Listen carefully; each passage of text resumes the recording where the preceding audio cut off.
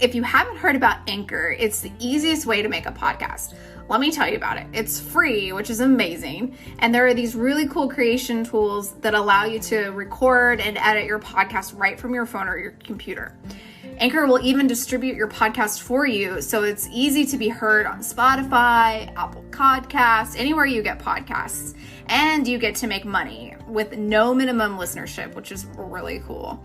It's everything you need to make a podcast all in one place. Download the free Anchor app or go to anchor.fm to get started right away. Yoga teachers, mindfulness leaders, and energy workers, are you ready to stop side hustling and start making an income doing what you love? Welcome to the Marketing Off the Mat podcast. Every Tuesday and Thursday, we'll dive into conversations with successful creatives in wellness, business, marketing, and more to uncover practical methods to take you from A to B and have some fun along the way. My name is Jessica Cross, and I'm so excited to be here with you. Let's dive in. Hey there, welcome back to Marketing Off the Mat. It's Jess, and I hope your Thursday is off to a splendid start and the weekend is in sight for you. Today, we are talking about 3 things you can do to determine your offer, its value, and a price point.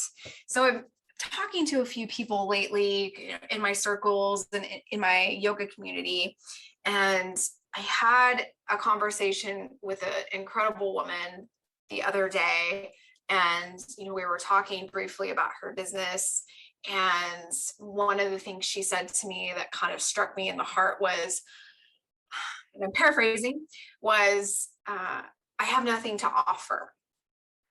And she is an incredible teacher who teaches body positivity and moving outside of cultural norms and making space for everybody in her classes. And it just broke my heart, to be completely honest with you, when she said she had nothing to offer. And I said to her quickly, I said, it's not that you don't have anything to offer, it's that we need to figure out what your offer is. And that mindset shift, I find, is something that I work on. It's something that many people, many leaders and teachers in the community who I speak with, they have a similar mindset. And I'm really wanting to step up as a voice of truth and say that, first of all, you 100% do have something to offer. There is nobody else like you. There is nobody who has your special sauce, your experience. There is no one who has your unique path beyond you. And you are here for a reason. You are here to deliver a transformation to somebody who resonates with your energy. And it is almost a disservice to your people, to your clients and students, for you to not figure out what your offer is. And it's so common, by the way, it's so common and relatable for us to feel this way. We work in environments where, maybe we're teaching drop-in public classes at a studio, or we're teaching at a community center or a corporate office where we're teaching, quote unquote, yoga. It's, there's no differentiation in the style or the offering, even though you are differentiating it by bringing your own self into the mix. But we kind of, I think, get muddied in the mindset when we're teaching in these ways. When the studio or the location or the avenue for which you're teaching is the one doing the marketing, and we kind of step back and we just show up to teach, or we just show up to teach yoga, quote unquote. We have to remember that when we speak to everybody, we speak to no one. And it's okay to show up and teach these classes in that way where we're teaching yoga. But we also must lean into our own mindset and our own authority, our own expertise as business owners to offer our own unique offerings that no one else can offer. And of course, I'm sitting here with you. I'm a podcaster, I'm a yoga teacher, I'm a business coach, I'm a marketing expert, I'm an events producer. There are lots of those. Let me tell you, there are lots of people that do what I do, but no one else is me. So that's the uniqueness. That's the value that I bring. And that energy will resonate with another person's heart. And it might not be everybody. And guess what? That's great. I don't want everybody. I want the people that want to be here and match my energy. So that's what I'm coming to you with today. So here I have 3 questions for you to determine your offer, the value of that offer, and how to price it. So the first question is, what is the problem that you're solving? What problem or emotional need are you filling for your clients? And what are they paying you for? What is that? What is that thing? So as an example, problem I solve in my business, Sound for Stress, it's in the name, is stress relief. And it's very specific. I'm offering sound baths to promote stress relief, anxiety reduction, a space held for you to let go and have an experience.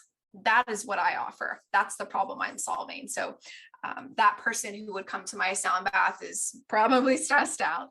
They are looking for a container for their practice where they are allowed to be an experience in a reclined pose or a meditative seat versus moving in a physical asana practice.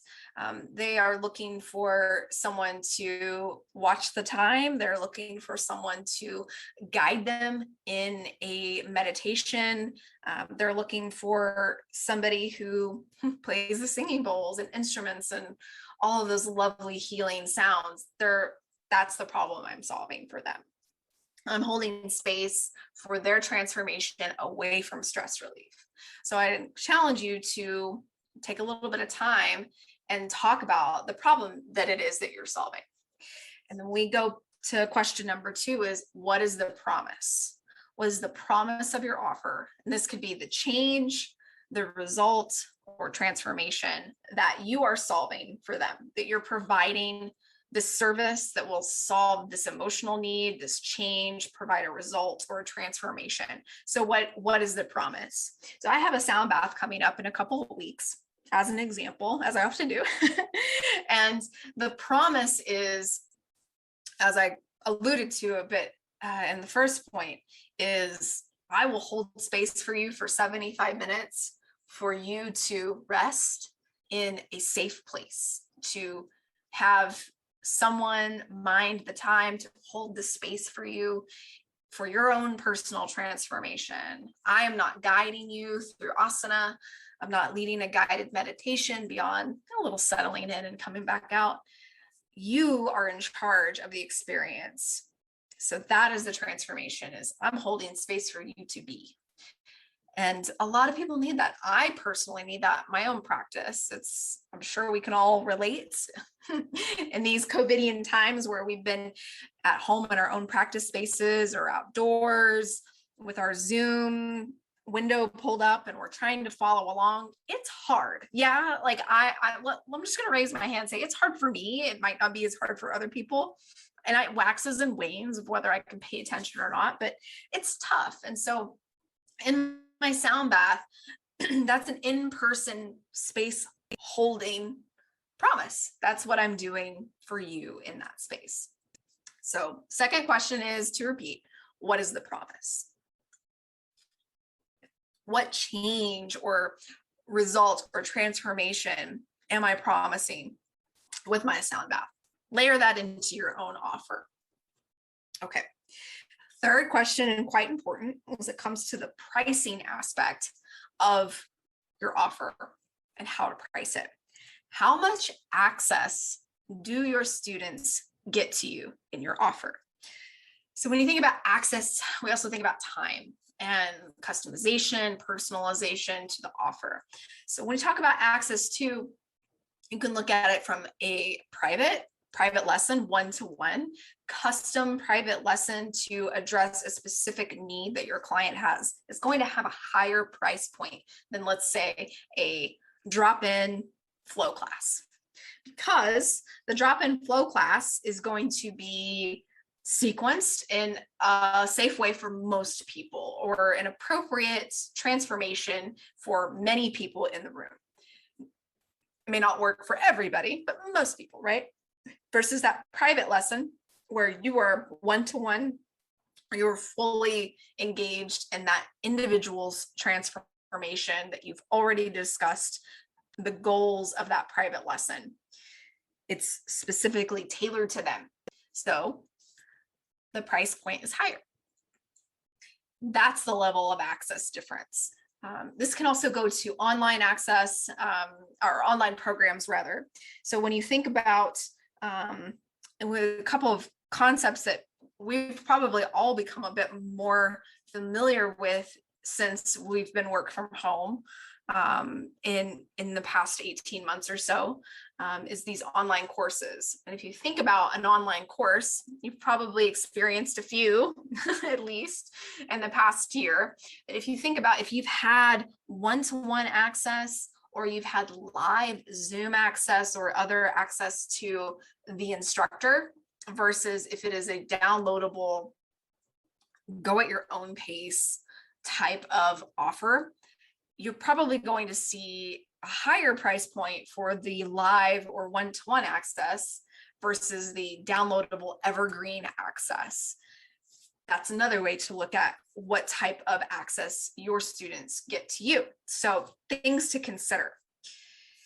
Another thing I'll talk about within pricing is if you believe that people will not pay you for what you offer, you're probably right. So if you don't believe in the end result, the transformation, if you don't believe that is possible for you to deliver, no one else is going to believe it either, my friends. Like, you have to step in with your full resonance, with your full heart. When you're putting this offer out, brighten your heart. I say that a lot when I teach yoga, but I want you to brighten your heart when you put it out there and say, yeah, this is my price. And you believe fully with what you've promised in this course or the private lesson or group offering, that transformation is in the bag. All they have to do is sign up. So you got to believe it, and they're going to receive it. They're going to receive your resonance and energy and match it. So when you're thinking about pricing, when you're thinking about determining your offer and its value, one more time, just to wrap up, what is the problem that you're solving? What is the promise or the transformation that you'll deliver? And how much access do your students get to? These are some questions. Of course, there are more. These are some questions that you can ask in order to refine and develop your offer. So I'll leave that with you today. Hope it's helpful. And you can always DM me on Instagram. It's at jessicacross.co. I'd love to talk about this stuff. And this is really where I show up and serve in a way that is fun for me. And so hit me up in the DMs. I'd love to chat or hop in on the comments, and we can keep this conversation going. I hope you have an awesome day. We'll talk soon. Thanks for listening to the Marketing Off the Mat podcast. I love hanging with you as we figure this thing out together. Do you have an idea or something to share with me?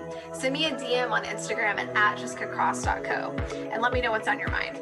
I'd be so grateful if you shared this with someone who could use this episode. And if you get a chance, please rate, review, and subscribe on Apple Podcasts, Spotify, or wherever you get your podcasts. Catch you on the next episode. See ya.